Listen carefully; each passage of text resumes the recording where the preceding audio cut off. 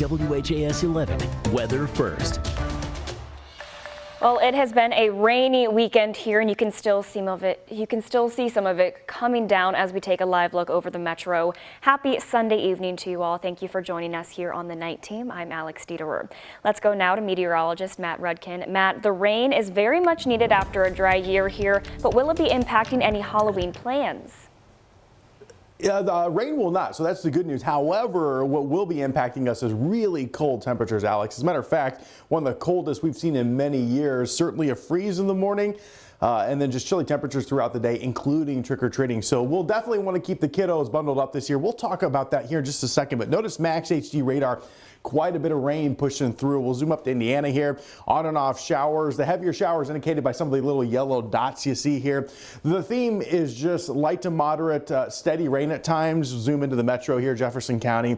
You can see downtown getting a nice downpour as we saw on our city camera there just a few seconds ago. A lot more rain coming. Basically follow the Ohio River down towards Illinois and southeast Missouri there. You can see there the rain showers continue to push right along the river. So this is going to be the theme here for a little while overnight. The big story, though, is the temperatures behind the cold front that's bringing the rain. This blue color, that's 30s and 40s. That's coming our way, not necessarily tonight, but tomorrow night. Because of that, a freeze watch in effect for all of Kentuckiana beginning tomorrow night and into Halloween morning. We'll chat more about this, plus look ahead to when we start to warm things back up a little bit. I'll have your full forecast in about 15 minutes. Thank you, Matt. State data is showing there's a rise in opioid overdose deaths among Black Kentuckians. Team Kentucky Justice and Public Safety Cabinet reports Black Kentuckians' overdoses have increased by 8%. WHAS 11's Taylor Woods talked to Louisville Recovery Center about the health disparity. Fentanyl has become one of the leading opioid addictions, making addiction difficult to recover from.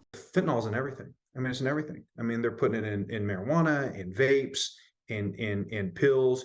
And it's, as a parent, it's absolutely terrifying. Although Kentucky has faced a 5% decrease in total overdose deaths in 2022 compared to 2021, the Kentucky Justice and Public Safety Cabinet reports an 8% increase in opioid overdose deaths among Black Kentuckians. That's a big number, 8% in a short period of time.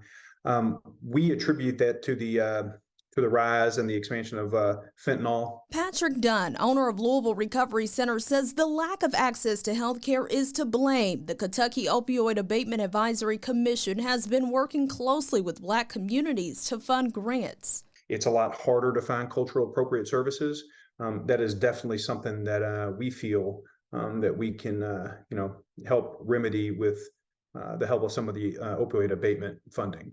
In 2022, state data showed Black Kentuckians dying at a rate of 25.9 per 100,000 from overdose compared to 15.2 in 2021. Dunn says to prevent less deaths, it starts with educating younger people. Talking about it, talking about drug use, giving access to treatment at middle school and adolescent and high school ages. Early intervention. He added there is light at the end of the tunnel. And even if you've tried before and you slipped up and you're back again, just keep fighting. Dunn encourages people to reach out for support and treatment. In Louisville, Taylor Woods, WHAS 11 Night Team on your side. If you or someone you love is struggling with addiction, help is available. You can call the number right here on your screen. It's available 24/7. We'll also have a list of resources on our website. That's WHAS11.com. UAW leaders at Ford plants have voted unanimously to approve the tentative agreement made with the automaker. The agreement will now be sent to the union membership for ratification. In an update on their social medias, UAW gave more details on the agreement made with Ford. On top of the 25% wage increase, members will also receive a $1,500 voucher towards a vehicle purchase, as well as cost of living adjustments. Ford will also be investing $750 million into the Kentucky truck plant and $1.2 billion at the Louisville assembly plant. Vane called the deal more than just a contract, but a call to action. This contract is about more than just economic gains for auto workers. It's a turning point in the class war that's been raging in this country for the past 40 years. The auto workers at Ford just won a major battle in the fight for a better world. Billionaires aren't going to save the American dream. Working class people are saving the American dream.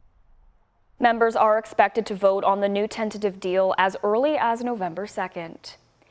The only automaker left to make a deal with the UAW is now GM, and today the UAW added more pressure for the company to come to an agreement. Workers at the engine plant in Spring Hill, Tennessee walked off the line starting last night. The move could stall GM's pickup truck production. The Spring Hill plant makes engines for vehicles assembled at a total of 9 different plants. LMPD is investigating a deadly shooting that happened this morning in Valley Station. Police say officers responded to reports of a person down on Johnsontown Road under the overpass. When officers arrived, they found a man who had been fatally shot. The coroner's office has identified him now as 22-year-old Arion Hickman. Right now, police say they don't have any suspects. LMPD is also investigating an overnight death in the Algonquin neighborhood. Police say at 4 this morning they responded to reports of a person down, and then when officers arrived, they found a man who was dead. Police say they do expect foul play and are working to determine the cause of his death. As part of the investigation, LMPD's SWAT served a search warrant on a home near that scene. While clearing the scene, officers say they found a different man near the back of the house who had been shot. He was taken to the hospital and is expected to survive. Police are working to determine if there is any relationship between those two victims. Anyone with information about any of these incidents is encouraged to call the anonymous tip line at 574-LMPD or use LMPD's online portal. A car crash caused a large fire in the Portland neighborhood this afternoon. Louisville Fire responded to the crash on 24th and Main Street just before 2 this afternoon. Fire crews say the car crashed into the gas and electric meters of the house. Crews quickly determined that no one was in the house and brought the fire under control within about 15 minutes. LFD hazmat crews were called to monitor the scene while LG&E worked to shut off the gas. Thankfully, no one was hurt in the fire. After several delays, the federal trial for the former LMPD officer who fired blindly into Breonna Taylor's apartment is now set to begin. Brett Hankison is expected in court tomorrow. He's accused of using excessive force when he fired 10 rounds into Taylor's apartment while standing outside of it. His bullets entered a neighboring apartment where a young child was sleeping. A Jefferson County jury acquitted Hankison on state charges of endangering Taylor's next-door neighbor last year. The man who owned the home filled with dangerous chemicals in the Highview neighborhood is expected in court again tomorrow. Mark Heibel is facing wanton endangerment and burglary charges in connection to the chemicals. His attorneys allege he was going to go into business with a partner to sell the chemicals, which is why he had them.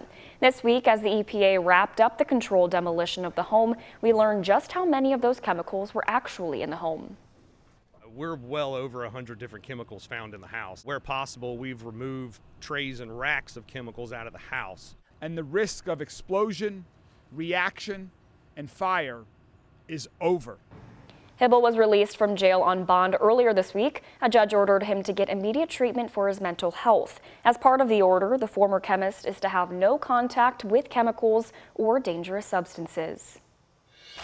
Community members in Maine are finally able to come together and grieve for the victims of the mass shooting where they're after 2 days on lockdown. ABC News is learning more about the suspected shooter found dead late Friday night. ABC's Morgan Norwood has the latest.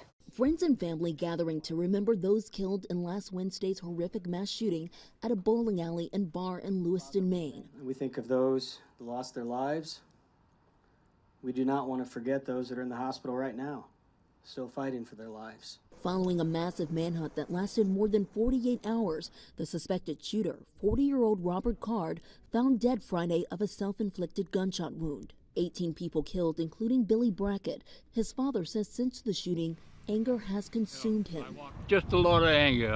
I've calmed down a little bit today because I know the guy is gone and he's no longer a threat to anybody.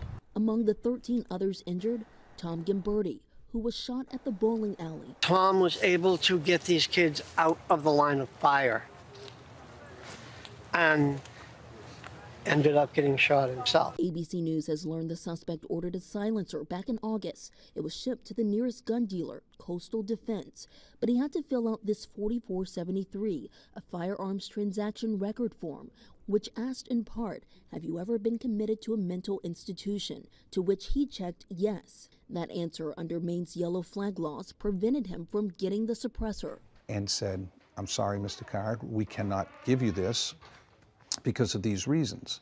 And he was very cooperative. And he says, oh, that's a mistake, and I'm sure I can get it clarified. During a briefing Saturday, officials emphasized mental health is a key focus of their investigation. This, in addition to Card's possession of firearms and whether his psychiatric history should have barred him from possessing any guns at all. On Saturday, an ATF official said the weapons recovered in the investigation appear to have been purchased legally. Morgan Norwood, ABC News, Lewiston, Maine. And more sad news for you tonight. Fans, friends, and family are now mourning the death of Friends star Matthew Perry. Police say the beloved actor was found dead in a hot tub at his home yesterday afternoon. An autopsy has been performed, but officials have not immediately determined a cause of death. For 10 seasons in the 90s and early 2000s, Perry played Chandler Bing on the smash hit TV show Friends. That made him one of Hollywood's most recognizable stars. But off the screen, Perry long battled addiction, leading to repeated medical issues and stints in rehab. Tonight, tributes are pouring in for the well-loved actor. Friends co-creators Marta Kaufman and David Crane released a statement saying in part, quote, "It still seems impossible. All we can say is that we feel blessed to have had him as part of our lives." Louisville's Collegiate School hosted a ribbon cutting today to showcase the final expansion of its athletic complex.